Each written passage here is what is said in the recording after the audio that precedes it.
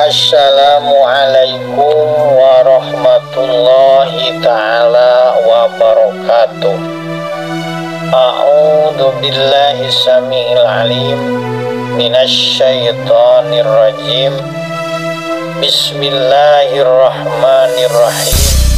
Wa qala Musa ma ji'tum bihi sihru innallaha sayubtiluh.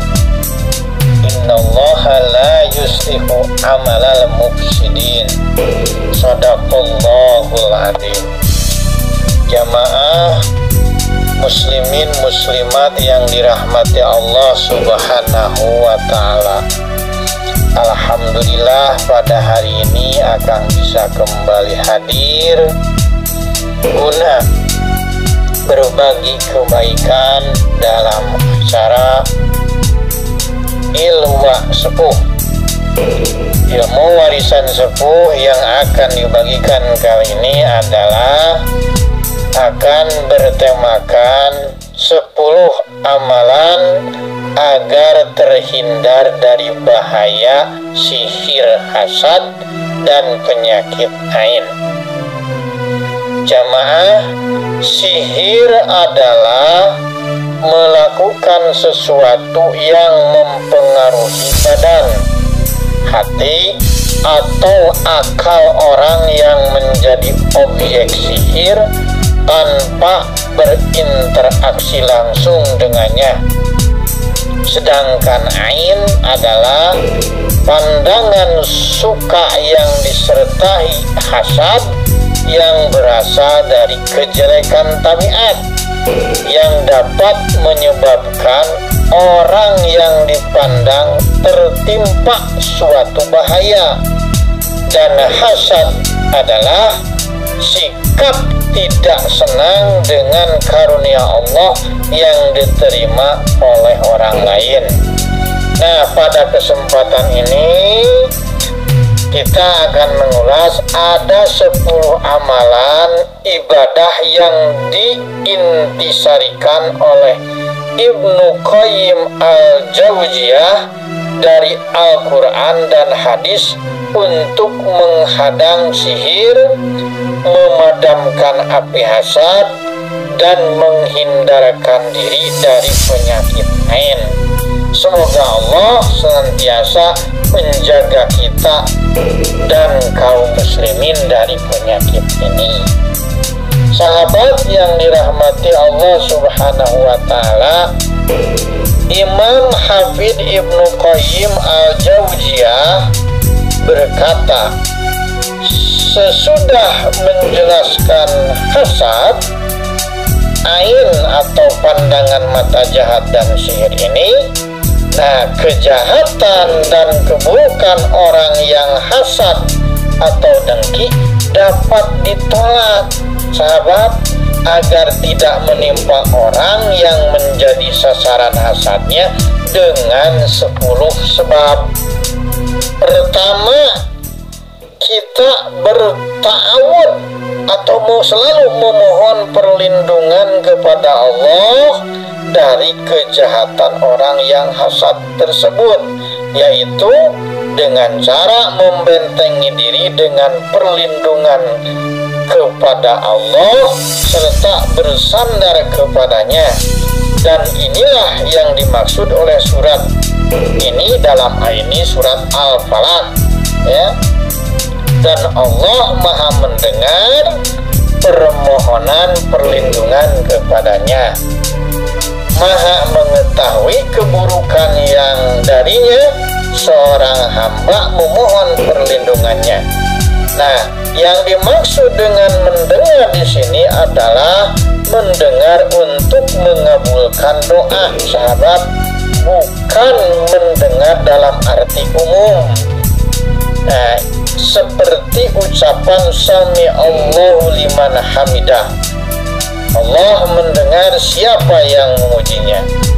Dan perkataan Al-Khalil Nabi Ibrahim alaihissalam dalam surat Ibrahim surat ke-39, sesungguhnya Ayat ke-39, maaf, sesungguhnya Tuhanku benar-benar maha mendengar, memperkenankan doa. Nah, sahabat, terkadang Allah Subhanahu wa ta'ala menyandingkan mendengar dengan ilmu, dan terkadang menyandingkannya dengan melihat, karena tuntutan keadaan dari orang yang memohon perlindungan. Sebab dia memohon perlindungan kepada Allah dari musuh yang dia mengetahui bahwa Allah melihatnya, dan Allah mengetahui tipu muslihat dan keburukannya. Karena itu, sahabat, Allah Subhanahu wa ta'ala memberitahu orang yang memohon perlindungan kepadanya bahwa dia maha mendengar permohonannya, yakni dengan cara mengabulkan permohonannya, maha mengetahui makar musuhnya, melihat dan memperhatikannya agar harapan orang yang memohon perlindungan terus berkembang, dan dia bersungguh-sungguh dengan sepenuh hatinya untuk berdoa. Sahabat, renungkanlah hikmah Al-Quran, bagaimana ia mengungkapkan permohonan perlindungan dari gangguan setan yang kita mengetahui keberadaannya tetapi tidak melihatnya, dengan kalimat As-Sami'ul Alim, surat Al-A'raf ayat 200 dan Fussilat ayat 36. Maha mendengar lagi maha mengetahui. Sedangkan permohonan perlindungan dari keburukan manusia yang disaksikan dan terlihat oleh penglihatan dengan kalimat As-Sami'ul Alim, Allah maha mendengar lagi maha melihat, di dalam surat Al-Ghafir ya, ayat ke-56. Allah Subhanahu wa ta'ala berfirman, ya, sesungguhnya orang-orang yang mendebat atau menentang ayat-ayat Allah tanpa bukti atau hujah yang sampai kepada mereka, tidak ada di dalam dada mereka melainkan hanyalah keinginan akan kebesaran yang tidak akan mereka capai. Maka mintalah perlindungan kepada Allah, sesungguhnya Dia maha mendengar lagi maha melihat. Nah, itu di dalam surat Al-Ghafir ayat ke-56. Hal itu, maka sahabat, karena tingkah laku manusia adalah perbuatan-perbuatan yang kasat mata, yang terlihat oleh mata, berbeda dengan godaan setan yang berupa bisikan dan pikiran yang dihembuskan oleh setan ke dalam hati yang berkaitan dengan ilmu. Maka Allah memerintahkan manusia memohon perlindungan darinya kepada Allah yang maha mendengar lagi maha mengetahui.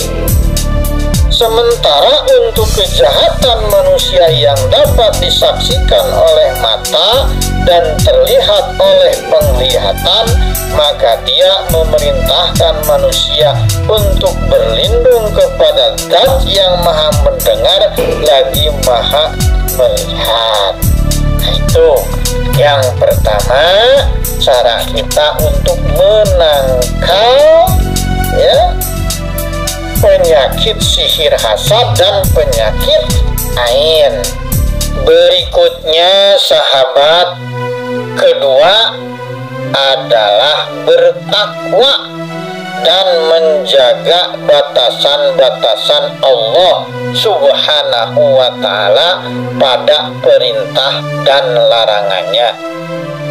Barang siapa bertakwa kepada Allah, niscaya Allah akan menjaganya dan tidak menyerahkannya kepada selainnya. Sebagaimana firman Allah, wa in tasbiru wa tattaqu la yadurrukum kaiduhum syai'a. Jika kalian bersabar dan bertakwa, niscaya tipu daya mereka tidak akan memudaratkan kalian sedikit pun. Surat Al-Imran ayat 120.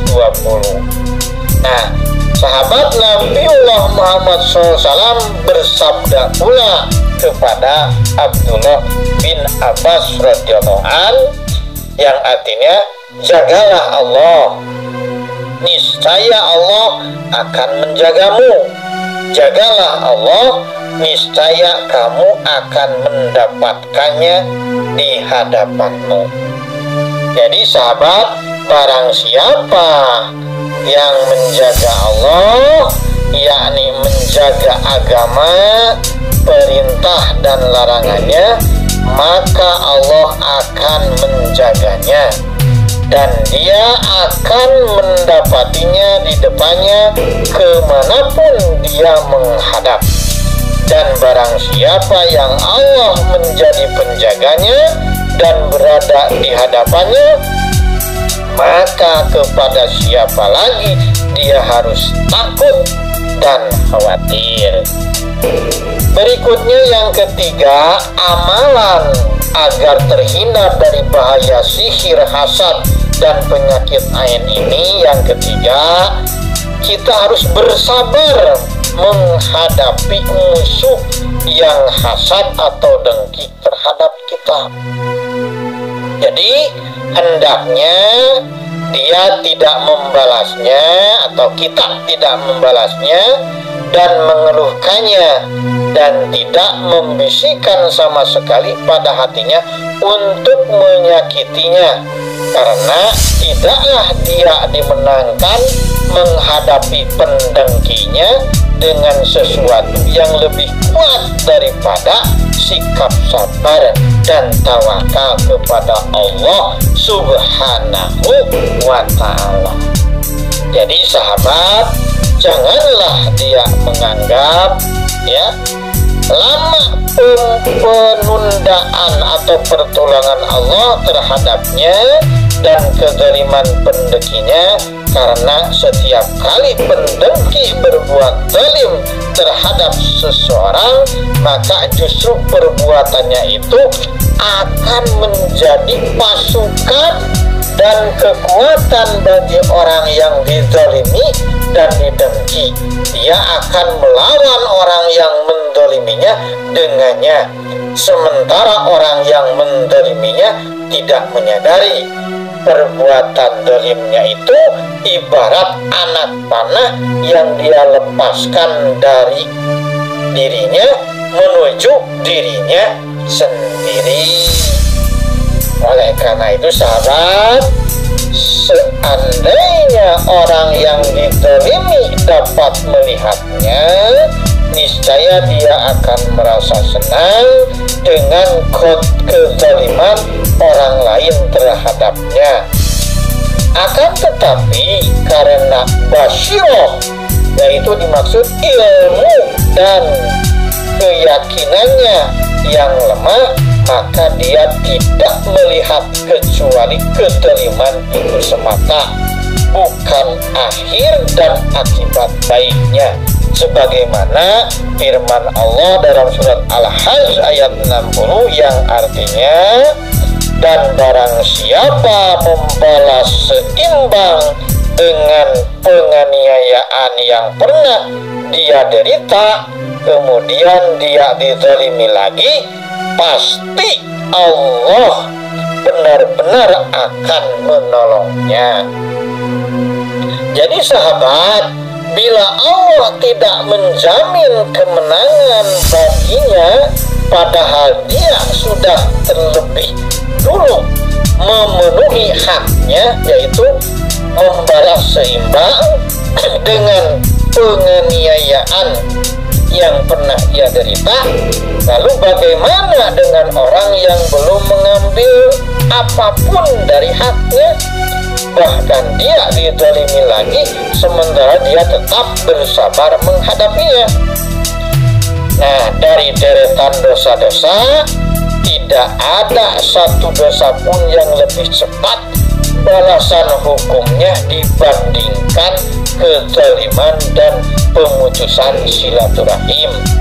Dan sunatullah telah berkata, seandainya sebuah gunung menzalimi hak gunung lainnya, maka Allah subhanahu wa ta'ala akan menjadikan yang berbuat zalim akan hancur berkeping-keping.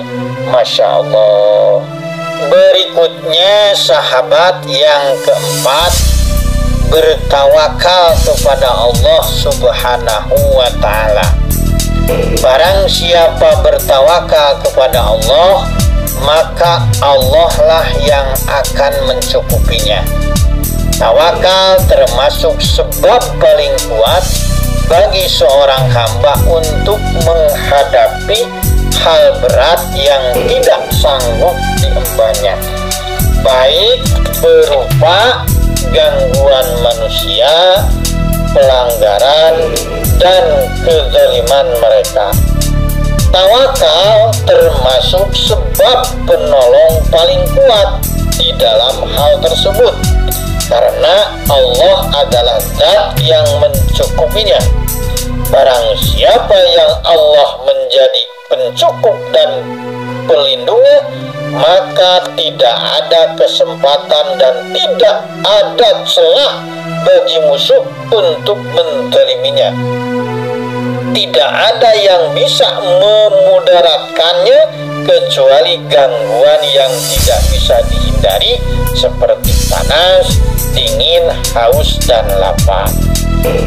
Maka tindakan musuh untuk mencelakainya dengan apapun guna mewujudkan ambisinya tidak akan terjadi selamanya. Dan ada perbedaan antara gangguan yang secara zahir adalah sesuatu yang menyakiti seseorang, padahal sebenarnya ia merupakan kebaikan bagi korbannya dan merugikan diri pelakunya sendiri. Dengan mudarat yang dilakukan seseorang untuk mendapatkan kesembuhan dirinya dari rasa sakit. Sahabat, sebagian salaf berkata, Allah menetapkan bahwa balasan bagi setiap amal itu sesuai dengan amal yang dilakukannya, dan Allah menetapkan pula bahwa balasan tawakal kepadanya adalah Allah yang mencukupi hambanya itu, sebagaimana Allah berfirman, wa may yatawakkal 'alallah fahuwa hasbuh. Dan barang siapa bertawakal kepada Allah, niscaya Allah akan mencukupkan keperluannya. Surat At-Tolak ayat ketiga. Jadi sahabat, intinya Allah tidak berfirman kami memberinya pahala ini atau itu sebagaimana dalam amal-amal lainnya, akan tetapi Allah menetapkan dirinya sebagai pencukup dan penjaga hambanya yang bertawakal kepadanya. Seandainya seorang hamba bertawakal kepada Allah dengan tawakal yang sebenar-benarnya tawakal, lalu langit dan bumi berserta isinya hendak mencelakainya, maka niscaya Allah akan membukakan jalan keluar baginya, mencukupinya dan menolongnya. Subhanallah sahabatnya. Berikutnya, langkah amalan agar terhindar dari bahaya sihir, hasad, dan ain dan penyakit ain yang kelima, sahabat, kita harus mengosongkan hati dari musuh yang hasad kepada kita dengan tidak memikirkannya dan tidak menyibukkan diri dengannya. Yang dimaksud adalah menghapusnya setiap kali terbentik dalam hati kita, ya. Jadi jangan dia menoleh kepadanya dan merasa takut, jangan pula dia isi hati dan pikiran dengannya. Ini termasuk obat paling mujarab dan sebab paling kuat untuk menangkis keburukannya. Karena orang ini ibarat orang yang sedang dicari-cari musuhnya untuk ditangkap dan dipukuli. Lalu bila dia tidak menampakkan diri, tidak berpautan antara dia dan musuhnya, bahkan dia bersembunyi darinya, maka musuhnya tidak bisa menangkapnya. Bila keduanya saling terpaut dan berhadap-hadapan, maka terwujudlah keburukan, sahabat. Dengan demikian juga dengan ruh, sahabat. Bila ruhnya terpaut dan sibuk dengannya, pada saat yang sama ruh orang yang hasad, yang berbuat zalim juga terpaut dengannya, baik dalam keadaan tidur dan terjaga, tidak terlepas darinya. Dia ingin kedua ruh saling berhadap-hadapan dan masing-masing ruh dari keduanya saling berpautan dengan lawannya. Maka tatkala salah satu dari kedua ruh terpaut dengan lawannya, maka hilanglah ketenangan dan berlangsunglah keburukan hingga salah satu dari keduanya binasa. Bila dia menarik ruhnya dari orang yang hasad terhadapnya, menjaganya agar tidak memikirkannya dan tidak terpaut dengannya, agar tidak terlintas dalam benaknya, lalu bila pun terlintas, maka dia segera menghapus pikiran tersebut, lalu menggantinya dengan menyibukkan diri dengan sesuatu yang lebih berguna dan lebih bermanfaat. Maka tinggallah orang yang hasad, yang zalim itu memakan sebagian dari dirinya. Karena hasad itu seperti api, sahabat. Bila api tidak mendapatkan apa yang dilahapnya, maka sebagian darinya akan memakan sebagian yang lain. Ini adalah pintu yang manfaatnya besar, tidak akan memperhatikan kecuali orang-orang yang memiliki jiwa yang mulia dan keinginan yang luhur. Nah, sahabat, adapun orang-orang yang belum berpengalaman, yang hanya ingin memuaskan diri dengan membalas dendam pada musuhnya, maka dia masih jauh dari derajat ini. Sangatlah jauh berbeda antara orang cerdik lagi pandai dengan orang ini. Dan seseorang tidak mungkin mengetahui kadarnya sehingga merasakan manis kebaikan dan kenikmatannya, seolah-olah dia melihat bahwa dia di antara sebab terbesar bagi tersiksanya hati dan ruh. Dan ruh adalah menyibukkan diri dengan musuhnya dan menautkan ruhnya dengan musuhnya.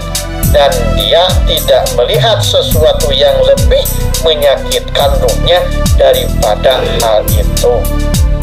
Sahabat, tidak ada yang membenarkan hal ini kecuali orang-orang yang memiliki jiwa mutmainnah, yang tenang, lembut dan ridho kepada jaminan Allah untuknya.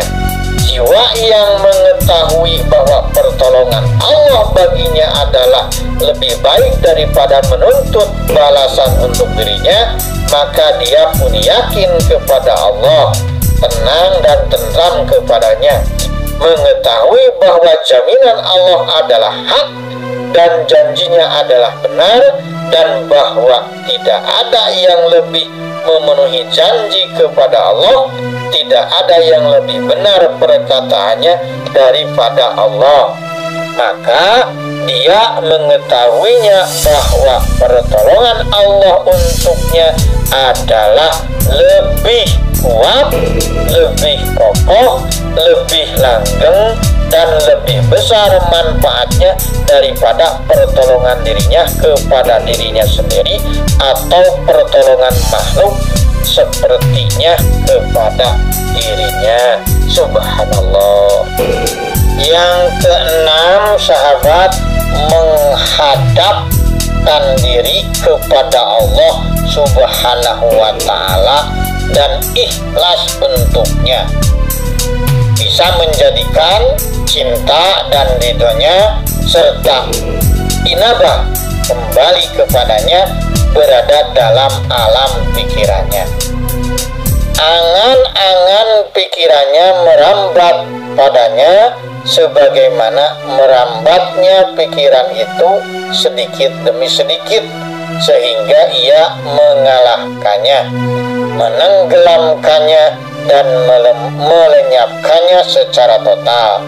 Maka alam pikirannya, keinginan jiwanya, dan angan-angannya hanya tertuju kepada apa yang dicintai, yaitu Allah Subhanahu wa ta'ala sebagai Tuhannya. Nanti Allah Subhanahu wa ta'ala akan mendekatkan dirinya kepadanya, selalu terpaut dengannya, mencari keridhaan dan kasih sayangnya, dan selalu mengingatnya sebagaimana orang yang mencintai dengan kecintaan yang sempurna. Mengingat orang yang dicintainya, yang berbuat baik kepadanya, yang relung hati sanubarinya penuh dengan kecintaan kepadanya, sehingga hatinya tidak kuasa berpaling darinya dan tidak mengingatnya. Ruhnya juga tidak mampu melepaskan cinta kepadanya. Sahabat, bila sudah menjadi demikian keadaannya, lalu bagaimana bisa dia berkenan menjadikan rumah pemikiran dan hatinya sebagai tempat hunian untuk memikirkan orang yang hasad terhadapnya dan melanggar haknya, menjadikannya sebagai jalan untuk membalas dan mengalahkannya? Ini adalah sesuatu yang tidak diberikan kesempatan longgar kecuali bagi orang yang hatinya rusak, yang kecintaan dan pengagungan kepada Allah dan upaya mendapatkan ridhanya tidak bersemayam di dalam hatinya. Bahkan bila disentuh oleh bayangannya dan pintunya dilewati dari luar, maka penjaga hatinya akan memperingatkannya dengan berkata, menjauhlah dari daerah terlarang milik penguasa, pergilah ke rumah-rumah penginapan yang barang siapa datang ke sana, niscaya dia bisa singgah dan bermalam di dalamnya. Apa urusanmu dengan istana sultan yang dikelilingi oleh para pengawal dan penjaga serta pagar yang kokoh? Allah Subhanahu wa ta'ala berfirman untuk menceritakan tentang musuhnya, yaitu iblis, bahwa dia berkata, demi keperkasaanmu aku benar-benar akan menyesatkan mereka semuanya, kecuali hamba-hambamu yang terpilih untuk menjadi orang-orang yang ikhlas. Surat Shad ayat 82-80.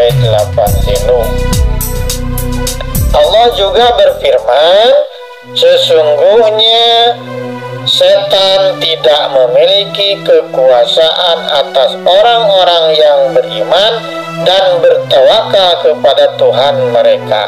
Sesungguhnya kekuasaan setan hanyalah atas orang-orang yang menjadikannya sebagai penolong dengan mengikuti dan menaatinya, dan atas orang-orang yang mempersekutukannya dengan Allah Subhanahu wa Ta'ala. Surat An-Nahl ayat 99 sampai 100. Betapa besar sahabat kebahagiaan orang yang masuk ke dalam benteng ini. Dia berada dalam perlindungan yang kokoh. Sungguh dia telah berlindung ke sebuah benteng yang barang siapa berlindung kepadanya, maka tidak ada ketakutan baginya. Yang barang siapa masuk ke dalamnya, maka tidak akan tersia-siakan serta tidak ada celah bagi musuh untuk mendekatinya. Demikianlah karunia Allah yang Dia berikan kepada siapa yang Dia kehendaki, dan Allah memiliki karunia yang besar. Quran surat Az-Zum'ah ayat keempat. Berikutnya yang ketujuh, sahabat, memurnikan taubat kepada Allah dari segala dosa-dosa. Memurnikan taubat kepada Allah dari dosa-dosa yang karena dosa-dosa tersebut Allah Subhanahu wa Ta'ala menguasakan musuh-musuhnya terhadap dirinya, sebagaimana firman-Nya dalam surat Asy-Syura ayat 30, dan musibah apapun yang menimpa kalian adalah disebabkan oleh perbuatan tangan kalian sendiri.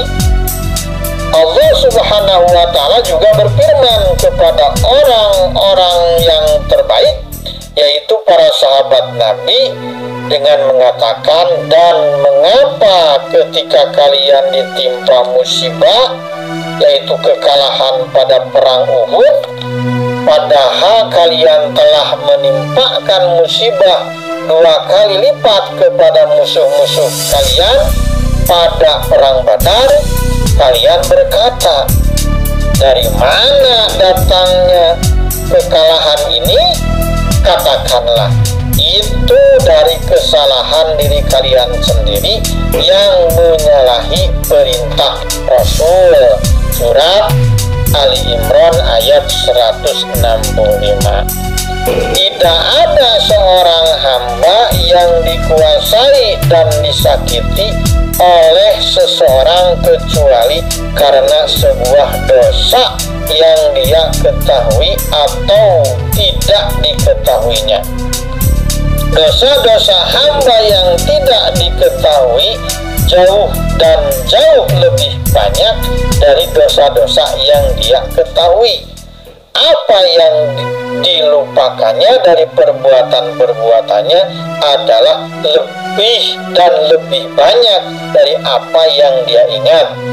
Dalam sebuah doa yang masyhur tertera, ya Allah, sesungguhnya aku berlindung kepadamu dari menyekutukanmu, sementara aku mengetahui, dan aku memohon ampun kepadamu dari apa yang tidak aku ketahui. Sahabat, dosa-dosa yang seorang hamba harus memohon ampun kepada Allah yang tidak dia ketahui adalah jauh dan jauh lebih banyak daripada dosa yang dia ketahui. Tidaklah seseorang dikuasakan kepada pihak yang menyakitinya, melainkan hal itu karena dosa dari orang tersebut. Berikutnya yang ke-8, amalan agar terhindar dari bahaya sihir, hasad, dan penyakit ain. Sahabat, Biasakan bersedekah. Jadi suka melakukan bersedekah dan berbuat baik semampunya. Ya. Jadi bersedekah dan berbuat baik memiliki dampak yang luar biasa dalam menolak bala, sahabat, menepis tatapan mata jahat dan keburukan orang yang hasad. Seandainya dalam hal ini tidak ada bukti kecuali pengalaman dari umat-umat terdahulu, dan saat ini niscaya ia sudah mencukupi. Tatapan mata jahat, hasad, dan gangguan hampir tidak bisa menguasai orang baik yang bersedekah, sahabat. Bila dia terkena sebagian darinya, maka dia diperlakukan dengan lemah lembut, mendapatkan pertolongan dan dukungan, dan akhirnya dia mendapatkan akibat yang terpuji. Orang baik yang bersedekah itu berada dalam perlindungan Allah disebabkan kebaikan dan sedekahnya. Allah memberikannya tameng yang kuat dan benteng kokoh yang melindunginya. Secara umum, sikap syukur adalah menjaga kenikmatan dari segala sebab yang bisa melenyapkannya. Dan di antara sebab terkuat lenyapnya kenikmatan adalah sikap hasad dari orang yang hasad dan tatapan mata jahatnya. Dia tidak berhenti dan tidak surut, serta hatinya tidak berada sebelum kenikmatan terangkat dari orang yang dihasadinya. Maka ketika itu keluhannya mereda, apinya padam. Semoga Allah tidak memadamkannya. Jadi sahabat, tidaklah seorang hamba menjaga kenikmatan dari Allah kepadanya dengan sesuatu yang lebih kuat daripada mensyukurinya, dan tidaklah dia melakukan sesuatu yang bisa melenyapkan kenikmatan dari Allah melebihi amal maksiat kepadanya. Ini adalah kufur nikmat yang merupakan pintu kepada kufur terhadap pemberi nikmatnya. Sahabat, orang yang baik yang bersedekah menggunakan bala tentara yang berperang membelanya, sementara dia hanya tidur di atas kasurnya. Barang siapa tidak memiliki bala tentara sementara di saat yang sama dia memiliki musuh, maka musuhnya hampir mampu menguasainya dengan mudah, cepat atau lambat. Semoga Allah memberikan pertolongan kepada kita semua. Yang kesembilan, sahabat, berupaya memadamkan api hasad dari pendengki, pelaku kezaliman, dan pengganggu dengan cara berbuat baik kepadanya. Nah, langkah ini adalah sikap atau sebab yang paling sulit dan paling berat bagi jiwa untuk melakukannya. Tidak ada yang mendapatkan taufik kepadanya kecuali orang yang memiliki jatah kebaikan dalam porsi yang besar dari sisi Allah Subhanahu wa Ta'ala, yaitu memadamkan api orang yang hasad, pelaku kezaliman, dan pengganggu dengan berbuat baik kepadanya. Semakin dia meningkatkan gangguan, keburukan, pelanggaran, dan hasadnya kepada kita, maka engkau semakin meningkatkan kebaikan kepadanya, menasehatinya, dan mengasihinya.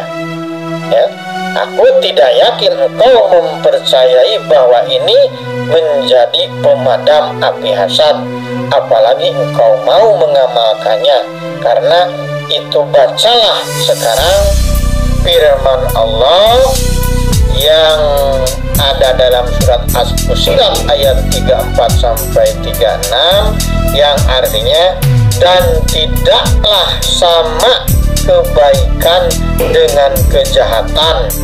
Tolaklah kejahatan itu dengan cara yang lebih baik, sehingga orang yang ada rasa permusuhan antara kamu dengan dia seakan-akan seperti teman yang setia, dan sifat-sifat yang baik itu tidak akan dianugerahkan kecuali kepada orang-orang yang bersabar, dan tidak dianugerahkan kecuali kepada orang-orang yang mempunyai keberuntungan yang besar.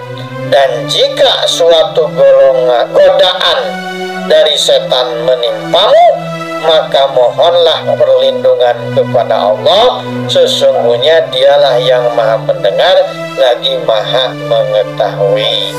Dan firman-Nya Allah lagi dalam surat Al-Qasas ayat 54 yang artinya, mereka itu diberikan pahala 2 kali karena beriman kepada Taurat dan Al-Quran, disebabkan kesabaran mereka, dan mereka menolak kejahatan dengan kebaikan dan menginfakkan sebagian dari rezeki yang telah kami berikan kepada mereka. Maka, dan perhatikan pula sahabat, keadaan Nabi Muhammad SAW yang beliau ceritakan sendiri, bahwa kaum beliau memukuli beliau hingga berdarah. Lalu beliau mengusap wajah beliau dan bersabda, "Ya Allah, ampunilah kaumku, karena sesungguhnya mereka tidak mengetahui." Nah sahabat, bagaimana Nabi Muhammad SAW menyatakan dalam sabda beliau ini 4 derajat ihsan yang dengannya beliau menyikapi tindakan buruk mereka yang sangat parah, yaitu pertama, memaafkan mereka, kedua, memohonkan ampunan bagi mereka, ketiga, menerima uzur dari tindakan mereka karena mereka tidak mengetahui, keempat, mengasihi mereka dengan menisbatkan mereka kepada diri beliau, sebagaimana beliau bersabda, "Ampunilah kaumku." Yang ke-10 yang terakhir, amalan agar terhindar dari bahaya sihir hasad dan penyakit ain adalah memurnikan tauhid sahabat.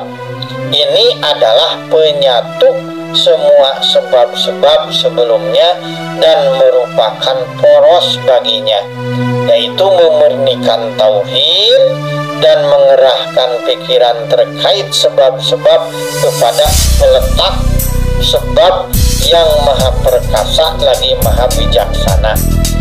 Mengetahui bahwa perangkat-perangkat ini adalah seperti gerakan-gerakan angin, ia berada di tangan penggerak, pencipta, dan pembuatnya, yang tidak mendatangkan manfaat dan mudarat kecuali dengan izinnya. Dialah yang berbuat baik kepada hambanya dengannya, dialah semata yang memalingkannya darinya, tidak ada siapapun selainnya. Sebagaimana Allah berfirman dalam surat Yunus ayat 107, "Jika Allah menimpakan suatu kemudaratan kepadamu, maka tidak ada yang dapat menghilangkannya kecuali Dia. Dan jika Allah menghendaki kebaikan bagimu, maka tidak ada yang dapat menolak karunia-Nya."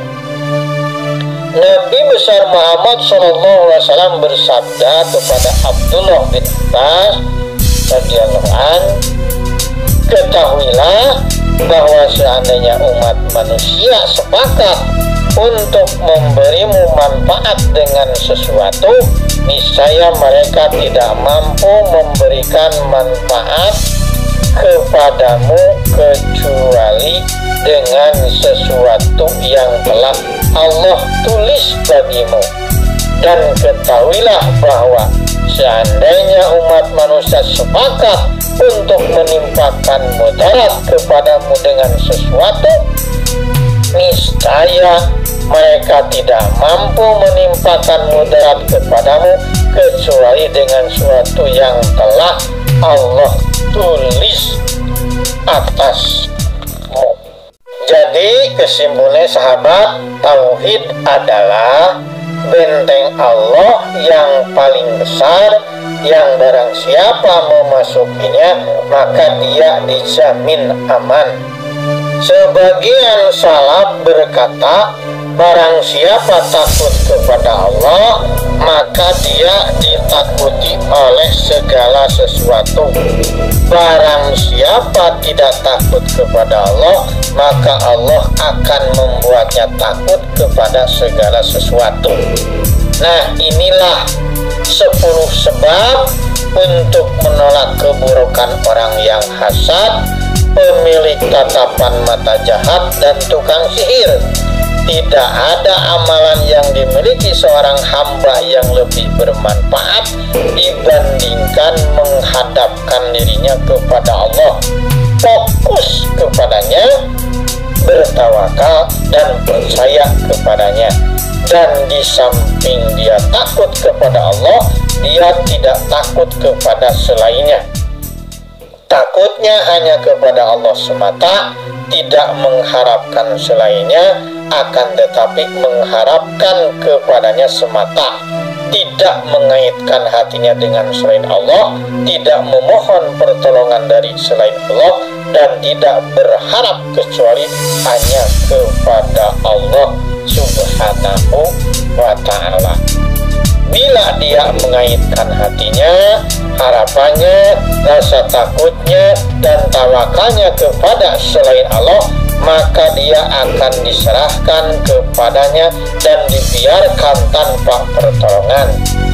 Barang siapa takut kepada sesuatu selain Allah, maka sesuatu itu akan dijadikan berkuasa terhadapnya.